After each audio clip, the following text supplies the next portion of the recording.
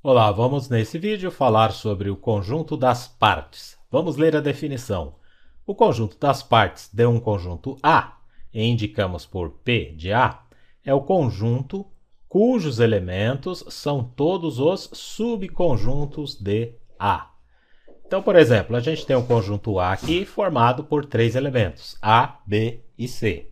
Eu vou pegar aqui todos os subconjuntos possíveis a partir desses elementos. Lembrar que subconjunto a gente deve representar sempre no formato de um conjunto. A gente abre chave.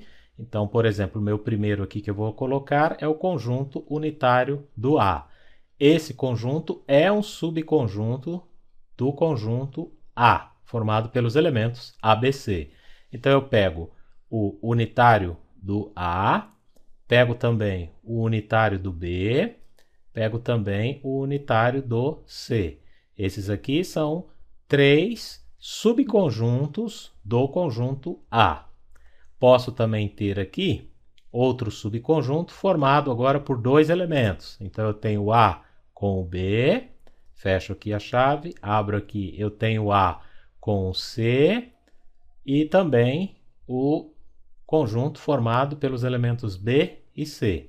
Aqui eu peguei de dois em dois. Então, eu peguei os três primeiros foram os unitários, agora eu peguei em duplas, né, dos elementos AB, AC e BC, e o próprio conjunto formado pelos três elementos A, B e C. Esse conjunto também é um subconjunto do próprio conjunto A. E lembrando também, por uma definição que a gente falou em vídeo anterior, que o conjunto vazio também é subconjunto de qualquer conjunto.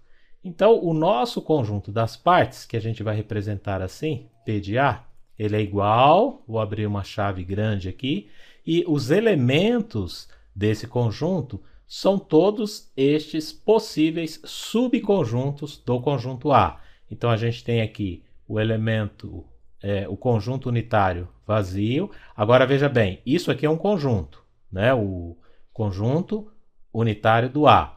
Esse conjunto, na verdade, ele é então um subconjunto do A, mas ele é elemento do conjunto P de A, tá bom?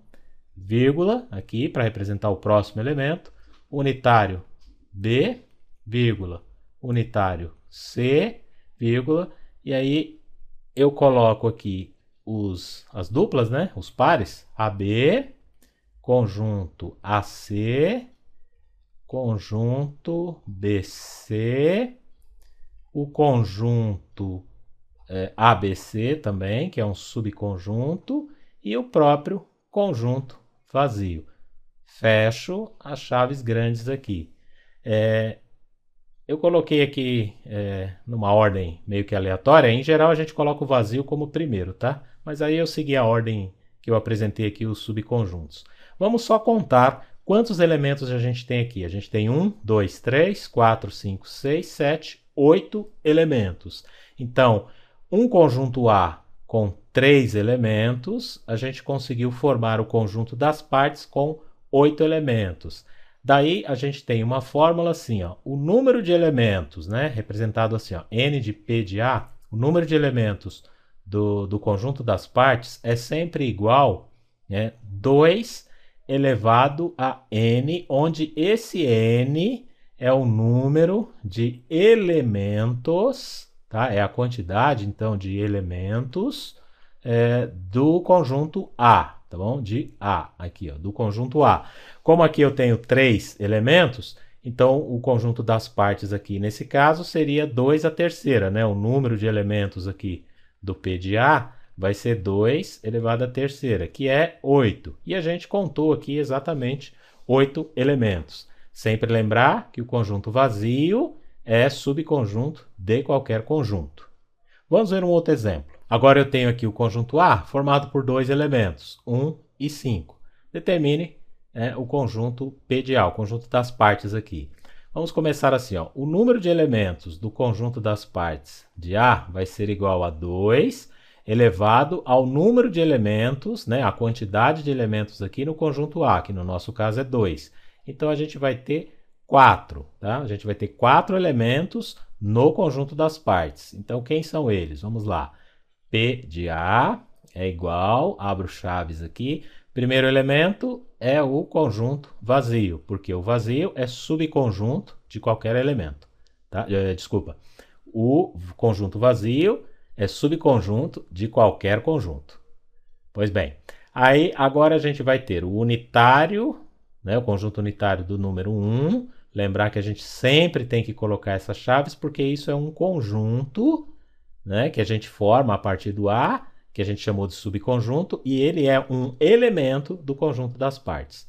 Daí, vírgula aqui, abro chaves, o conjunto formado pelo elemento 5, e por fim, o conjunto 1 e 5. E aí fecho aqui e fecho as chaves maiores, que é a chave do P de A. Veja quantos elementos. 1, 2, 3, 4, que condiz aqui com o nosso número de elementos do conjunto das partes, tá? Eu coloquei um N aqui, que seria número, né? Em alguns livros aparece esse sinal aqui, que a gente conhece às vezes pela internet aí como hashtag, né? Mas ele pode representar aqui a ideia de número também, só para a gente não confundir, porque eu escrevi 2 elevado a n, coloquei um n aqui, só para a gente não confundir como o mesmo, né? Então, coloca-se esse símbolo aqui para representar o número de elementos do conjunto das partes. E aí fica 2 elevado a n, aí esse n seria o número de elementos do conjunto A. Daí aqui eu quero fazer só mais uma observação, porque o conjunto das partes ele é formado por conjuntos, né? Então eu tenho aqui o vazio. Agora, por que eu não posso escrever aqui 1, 5 e depois 1, 5 dessa forma? Essa forma aqui ela não condiz com o conjunto das partes, porque o conjunto das partes precisa de subconjuntos. É isso aqui que eu escrevi, então vamos lá. O número 1, ele é um elemento do conjunto A. Então, se ele é elemento, ele tem que ser usado a simbologia pertence. Se eu quero usar a simbologia do subconjunto, então eu devo escrever o 1 em formato de conjunto. Então, agora eu tenho aqui o conjunto unitário 1 e ele está contido no conjunto A.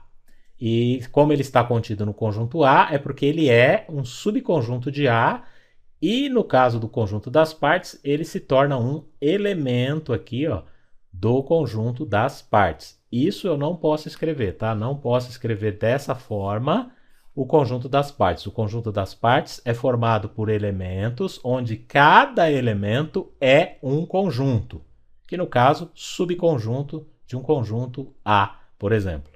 Tá bom? Eu vou explicar isso melhor depois resolvendo alguns exercícios. Tá ok, pessoal? Então até os próximos vídeos. Até lá!